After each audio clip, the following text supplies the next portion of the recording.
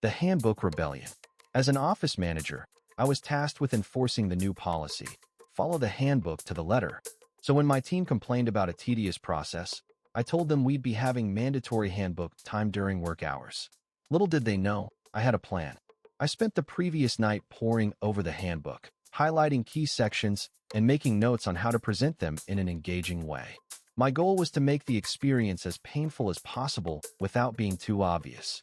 The next day, we gathered around the conference table, handbooks in hand. I announced that from now on, all work would pause for 30 minutes every hour to review the handbook. The team groaned, but followed my lead. As we began our first session, I noticed one of my team members, Sarah, glancing at her watch. She was clearly counting down the minutes until she could get back to work. I made a mental note to keep an eye on her. We spent the first hour discussing the dress code and vacation policies. By lunchtime, they were already bored out of their minds. In the afternoon, we tackled the employee assistance program and safety procedures.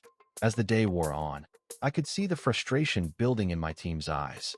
They were used to working independently, and now they felt like cogs in a machine. But they followed the handbook diligently, as instructed. At one point, John spoke up. "Can we just get through this already? We have real work to do."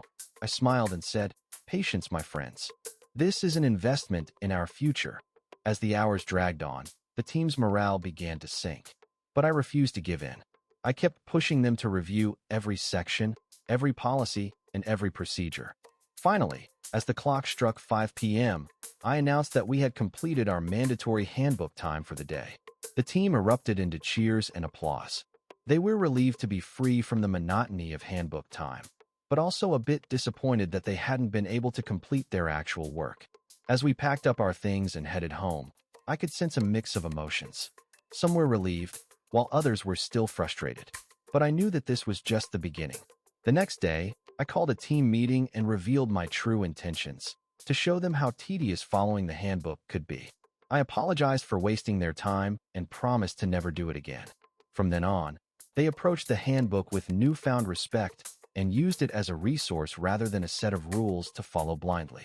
As we wrapped up our meeting, Sarah spoke up. "You know, I have to admit, that was a pretty clever move."